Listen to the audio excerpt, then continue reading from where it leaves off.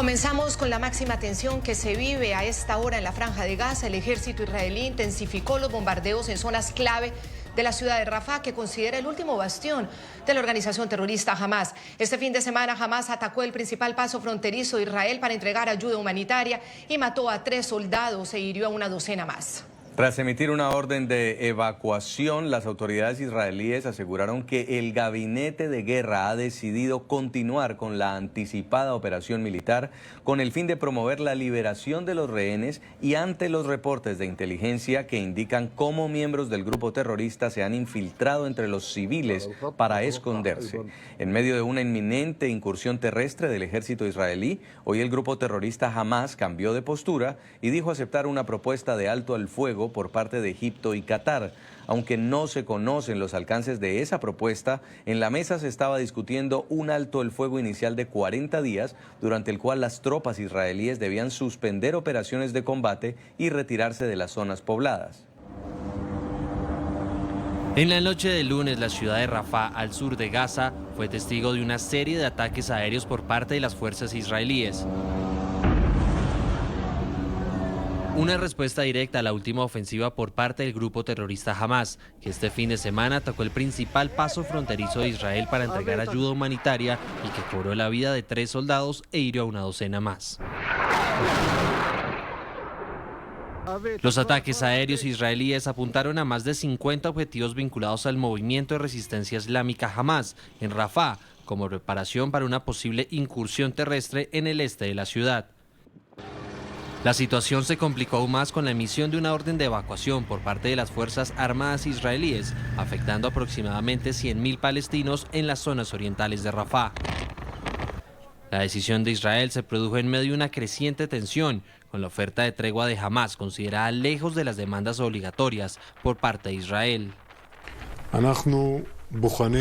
Examinamos muy seriamente cada propuesta y revisamos todas las posibilidades sobre la cuestión de las negociaciones y el regreso de los rehenes a sus hogares lo antes posible, como tarea central. Y al mismo tiempo, continuamos con nuestras operaciones en la Franja de Gaza y así seguiremos haciéndolo.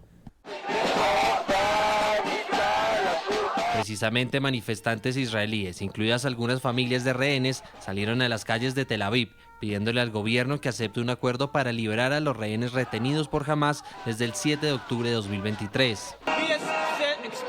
Esperamos que el gobierno israelí acepte este acuerdo para salvar todos los rehenes restantes que todavía están vivos. Salvar vidas, no hablemos más de combates y de sangre. Ayer nos enteramos de que 3 soldados murieron por los misiles lanzados desde Gaza. Detengan las matanzas, salven vidas de rehenes y las vidas de los soldados israelíes. En medio de estas tensiones, Estados Unidos, uno de los principales aliados de Israel, a través del Departamento de Estado, informó que revisa el documento de tregua y que lo discutirá con sus aliados de la región. Puedo confirmar que Hamas ha emitido una respuesta. Estamos revisando esa respuesta ahora y discutiéndola con nuestros socios en la región. Como saben, el director de la CIA, William Burns, está en la región, trabajando en esto en tiempo real. Hemos dejado bastante clara nuestra posición sobre Rafah desde hace algún tiempo, que es que no podemos apoyar una operación en Rafah como está prevista actualmente. Lo hemos dejado claro, el secretario lo dejó claro en sus conversaciones con el primer ministro Netanyahu y otros miembros del gobierno israelí la semana pasada, porque no hemos visto un plan humanitario que sea creíble y que se pueda implementar. Cabe recordar que Benjamin Netanyahu, el primer ministro de Israel, ha anunciado este domingo el cierre de la cadena Al Jazeera en todo el país. Según ha indicado, este canal incita a atacar contra la seguridad del Estado y ejerce como órgano de propaganda para el grupo terrorista Hamas.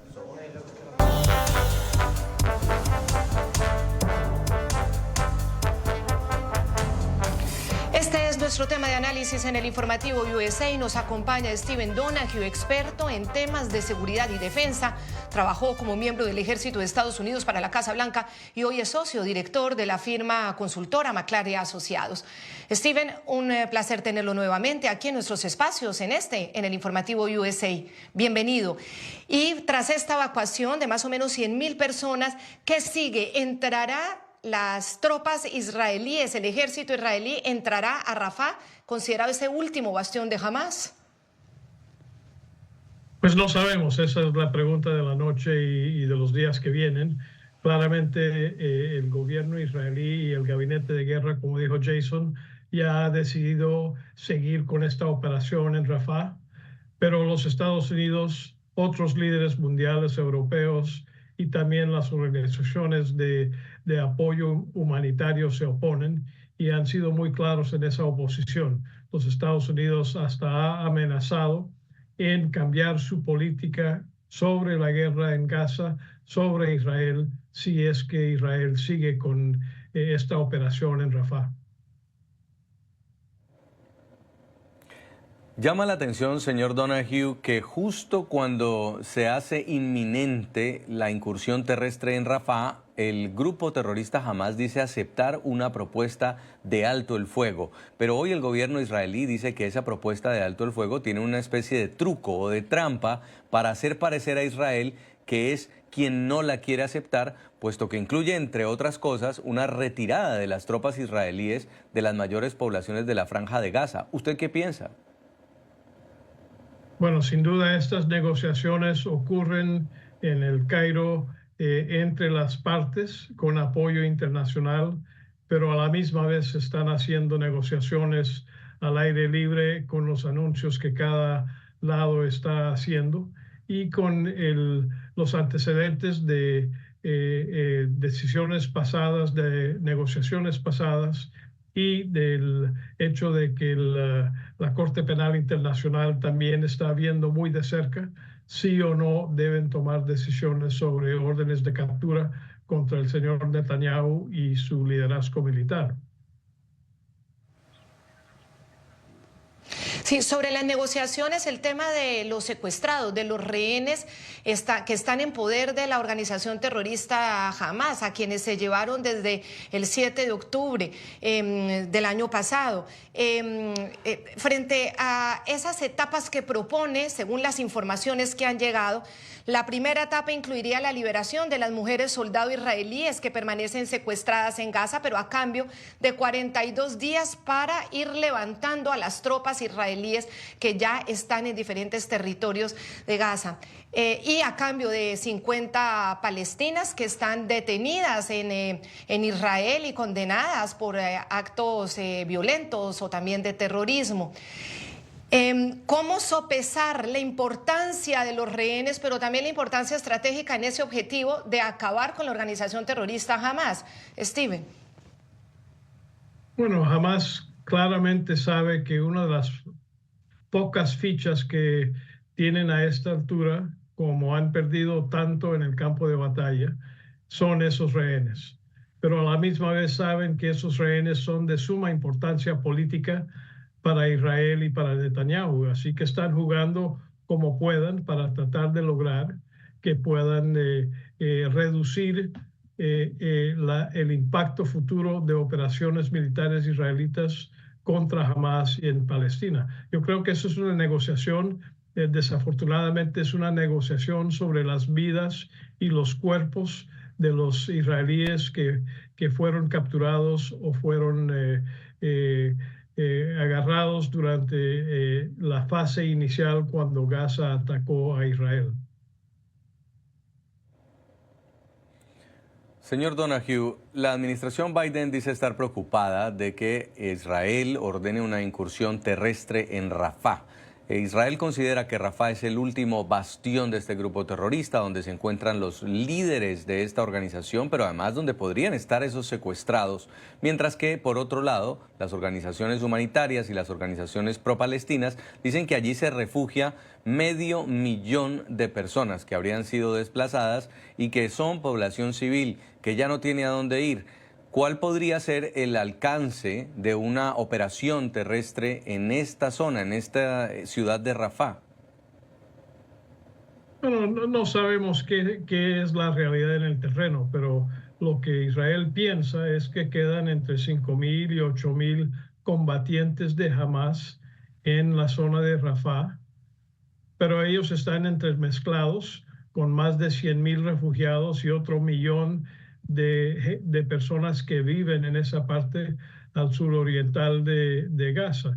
Así que es muy difícil tener una operación sin tener bajas de civiles, de inocentes. especialmente en una zona tan poblada como esta, donde Hamás ya tiene una larga tradición de esconderse entre los civiles y los inocentes, en poner a sus bases y sus puestos de mando dentro de centros hospitalitarios, centros de salud, centros de educación, escuelas, y por eso es muy difícil. Y esa es la razón por la cual los Estados Unidos, los líderes internacionales y los líderes de organizaciones humanitarias prefieren que Israel busque otra salida que no incluya la invasión de una zona tan poblada como es Rafah.